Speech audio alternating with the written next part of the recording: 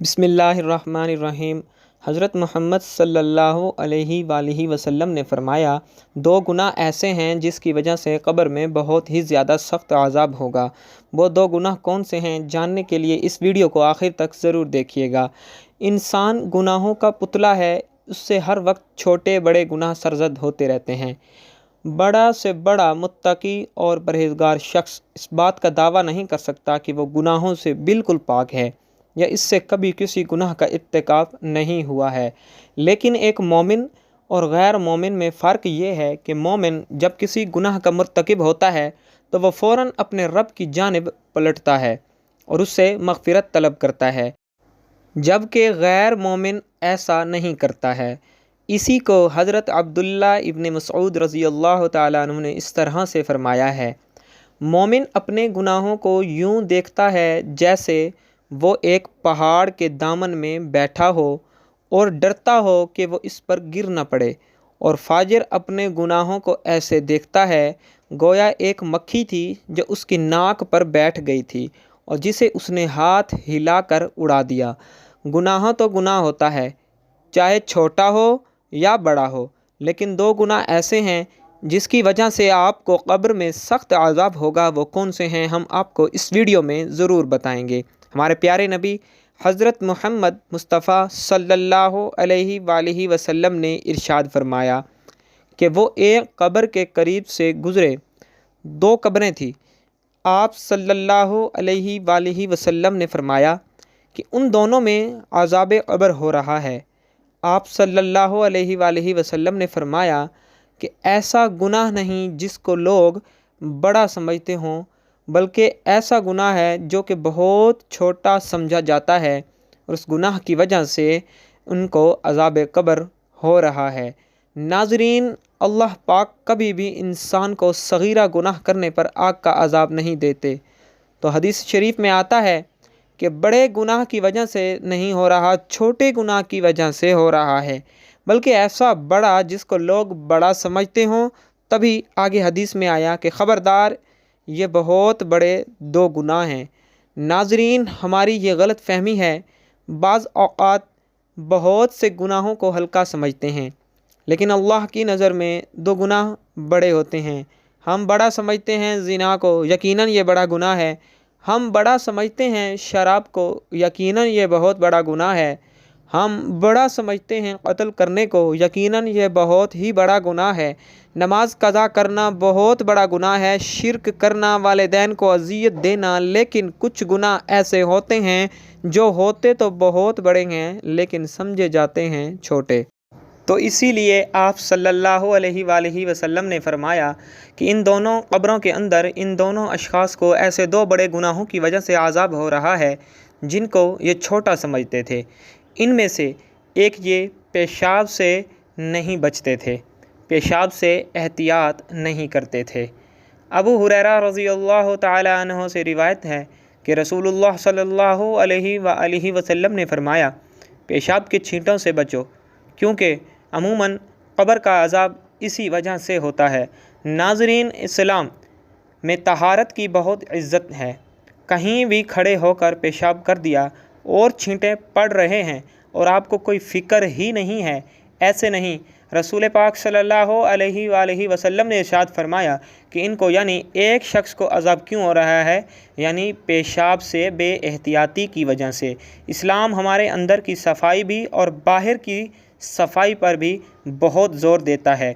लेकिन एक बात खूब याद रखें, आप तहारत के मामले में कहीं वहमी ना हो जाएं, शक में ना पड़ जाएं। वाशरूम के अंदर इतना थोड़ा सा ख़याल करें कि आपको छींटे ना पड़ें, इतना ज़्यादा नहीं कि आप वाशरूम से निकल रहे हों और सोचें कि कहीं आपको छींटें तो नहीं पड़ गई।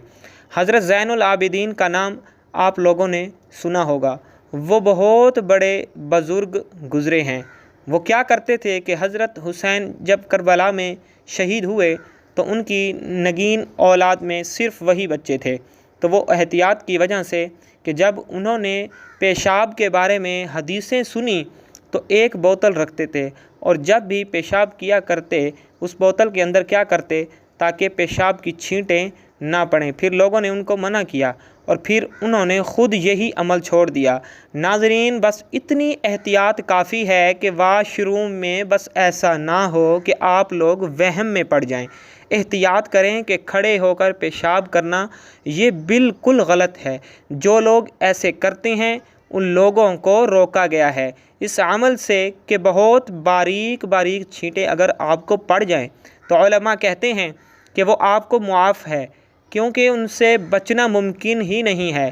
دوسری قبر میں جو شخص دفن تھا اس کے بارے میں حضور محمد صلی اللہ علیہ وآلہ وسلم نے فرمایا کہ یہ شخص چغلی کیا کرتا تھا، ادھر کی بات کو ادھر کہہ دینا اور ادھر کی بات کو ادھر کہہ دینا، اس پر اسے عذاب قبر ہو رہا ہے۔